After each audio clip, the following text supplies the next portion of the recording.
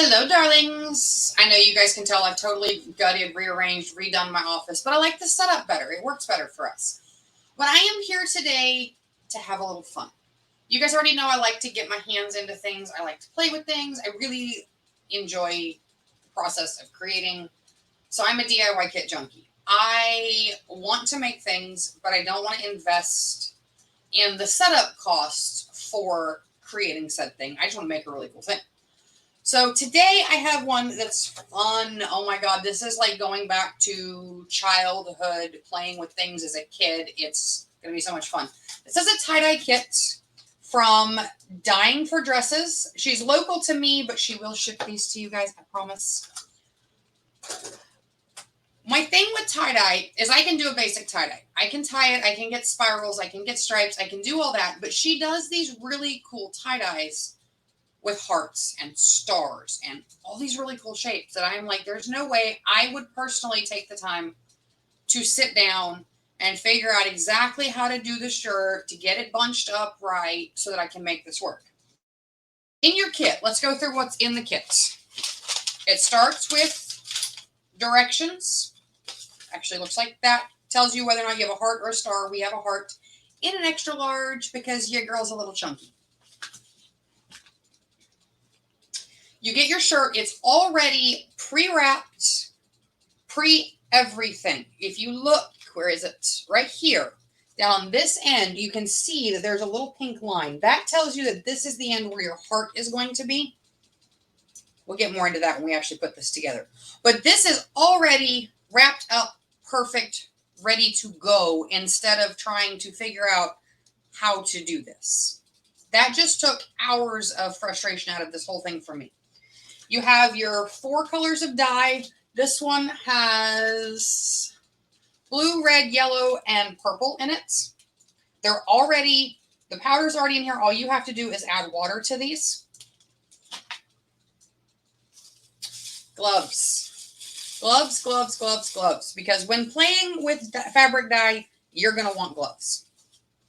And it also comes, in case a rubber band snaps, you have a few extra rubber bands.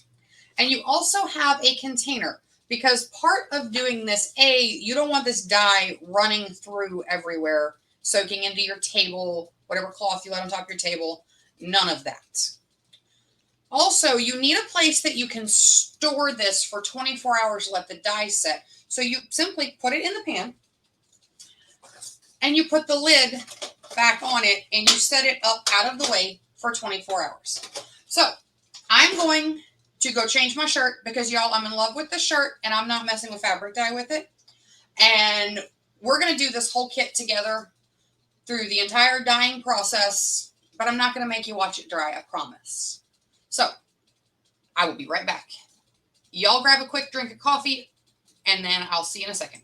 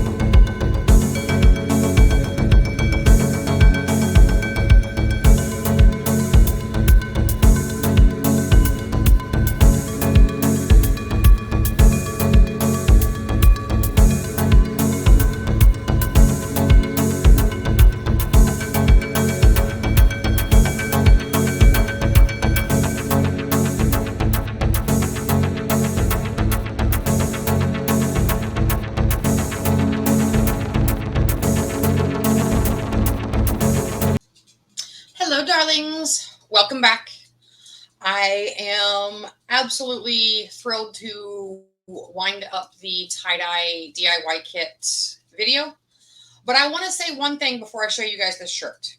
I did not get the color saturation that I expected, but after having talked to the creator, done some digging, I figured out why, and it is on me. When you do tie-dye like this, especially when they are really folded up tight to get the shapes, the shirt needs to be damp. And the first line does say to spritz it and make it damp. And I kind of wetted the surface of it, but I didn't work the water down into the shirt so the whole shirt was damp. So I am getting another kit from her because this is what I do. And I'm going to try it again by making sure everything gets really damp. And then I'm going to show you guys again what happens when you follow the directions the way you're supposed to. But let me show you the shirt. I am thrilled actually with how it came out. And you'll see why. No, I didn't get the complete color saturation that one would expect. Or that not necessarily one would expect. That I have seen Jean do. But I also know how she gets that color saturation. And what she does isn't possible when you're doing DIY kits. Because before she folds any shirt she works on, they run through a spin cycle on her washing machine. So they're good and damp and thoroughly saturated, but they're not drippy. And you can't do that on a DIY kit once it's been bundled up. So you do need to make sure when you get this DIY kit that you get the entire shirt wet. But as you can see, I clearly got a heart. You can clearly see the heart here. You can almost see a second heart there. I actually really like the way that it came out. I got really good results considering I messed up the kit a little bit. So it is completely doable. It is a fun throwback to childhood era of doing these things this summer as a kid. And like I said, I'm going to get a whole nother kit and then we're going to do the tie-dye DIY take 2 and try it again. And I'm betting if I follow the directions, I will get results a lot more like Jean's. So I will see you guys back here. I am off to go get another kit so I can try this one again because that was fun. And I want to spend a little more time on it and make sure that I get it right. So all of the information to contact Jean is in the description box, which you already know is down below. Make sure that while you're there, you click subscribe. That way you stay tuned for all of the rest of my videos that I've got coming up. Bye, darlings.